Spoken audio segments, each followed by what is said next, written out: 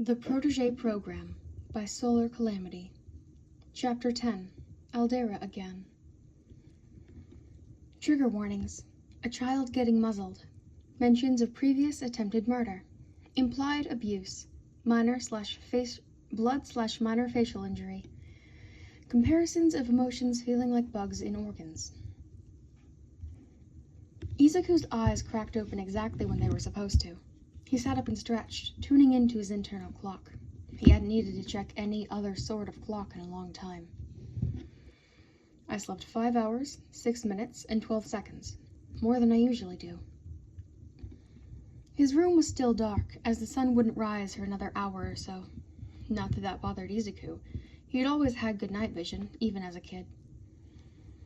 He slowly stood up off the pallet of blankets he used for a bed, his joints cracking at a frankly impressive volume.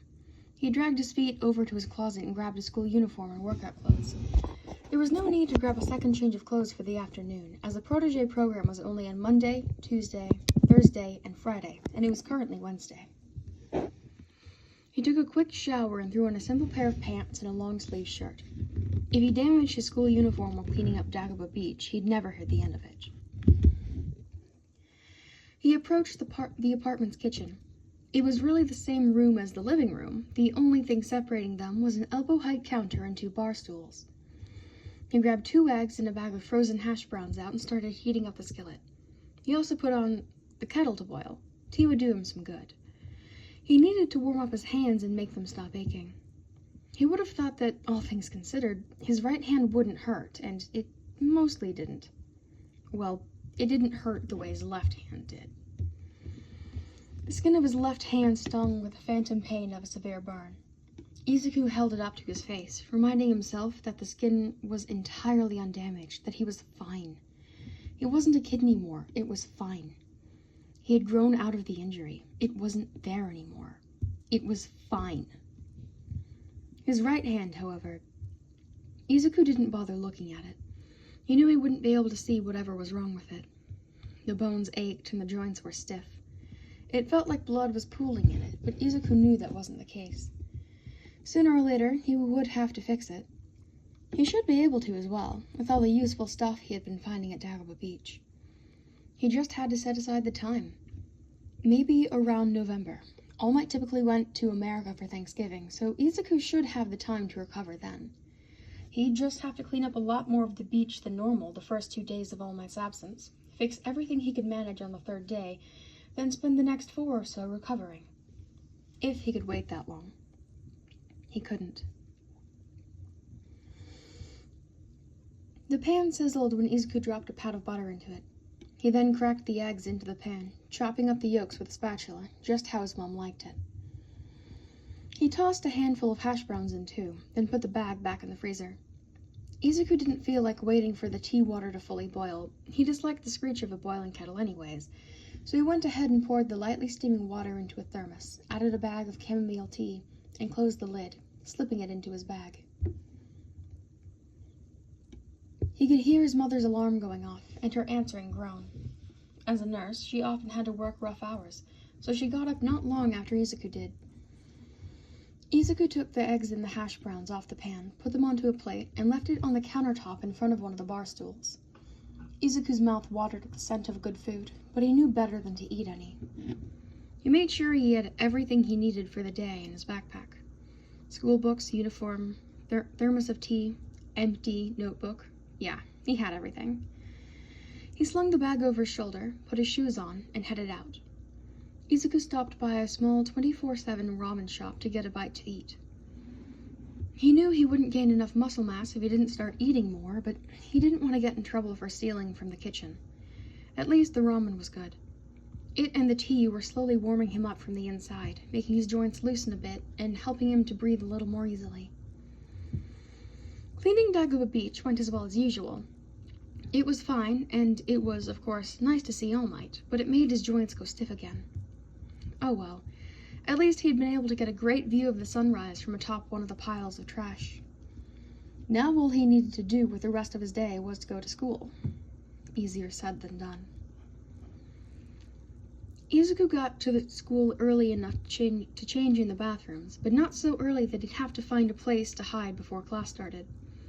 He used to stay on the roof, but he couldn't risk getting thrown off again, especially since it wasn't a guarantee that he'd be able to catch himself on the fire escape a second time. Izuku stepped into his homeroom class and sat down right as the final bell rang, coming face to face with a red spider lily sitting on his desk. That was all right. It didn't hurt much anymore. It had stopped hurting once he had started seeing the beauty in the flowers. Now he had his own little garden of them on the roof of his apartment building.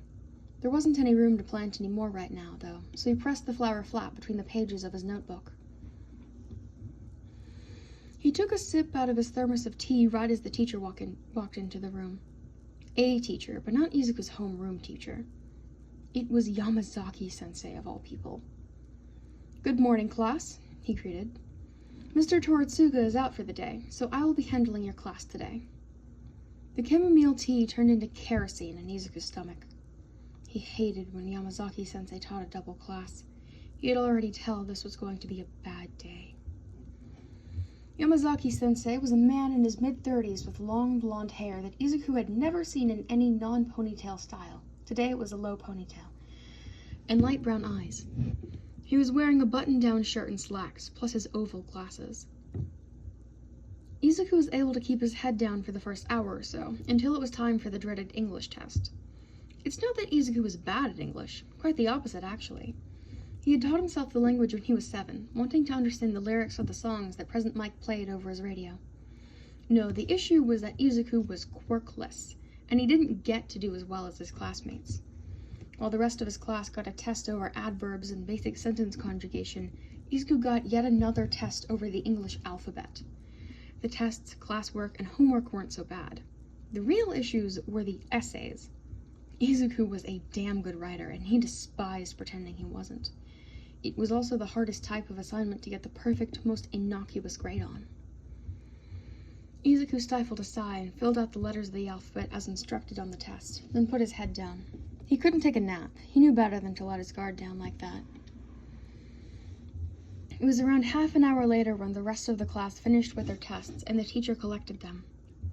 Once he got to Izuku's desk, however, he scowled.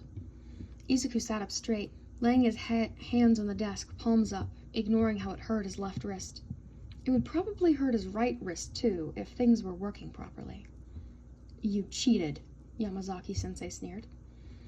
Dread dripped down Izuku's throat and skittered into his stomach, feeling not unlike how it felt to have a centipede crawl on one's skin, just all over Izuku's insides. "I didn't," he denied quietly. "Nothing like you could ever do this properly, Deku," Yamazaki-sensei said, looking down his nose at him. "Perhaps I should get your mother involved in your cheating habits again." He threatened with a raised eyebrow, heading back to his desk. Izuku choked on his own panic. "No, I swear I'm not cheating. I'm good at English, I swear." He grasped for the straws, patting his internal mind palace, searching for something to suggest he really could do a modicum of English, but nothing came to mind except actually switching to English to make his case, and he did so. "Please, I swear I haven't cheated on anything. I do know English." It seemed Yamazaki-sensei was feeling merciful today, because when he got to the teacher's desk, instead of pulling out the metal ruler or a phone, he brought out a muzzle. Izuku sagged in relief. It was a nasty punishment, but nowhere near as bad as it could have been. His mother was typically uninvolved in his existence, but when she got angry... Yamazaki-sensei fitted the muzzle onto Izuku's face a bit too tight. It was one of the newer models, one of the ones that locked from the back. It wasn't the type that restricted his breathing, thank goodness. Still, Izuku regretted not drinking more water earlier in the day. Oh well, nothing for it now. "Learn to hold your tongue, or I'll ensure doing anything otherwise isn't an option for you," his teacher sneered, casting Izuku a disparaging look before returning to the front of the classroom. It wasn't until 20 minutes after school that Izuku got far enough away from Aldera to be able to safely take the muzzle off without getting reported to Yamazaki for resisting punishment. He ducked into a back alley and dropped to the ground. He pulled his lock-picking tools out of his backpack and started working on the muzzle. He could taste blood, and he was sure it was dripping down his face and the edges of the damn contraption, too. Bakugo just had to slam Izuku face first into the wall of the school when school let out, didn't he? Izuku had a long list of choice words for Bakugo Katsuki, but he knew better than to say any of them. I should add this to the rest of my evidence against Aldera, Izuku thought. If I ever end up trusting an authority figure enough to tell them, I already have enough evidence to get Aldera Elementary shut down, but not enough to get Aldera Junior High shut down. I have to work on that.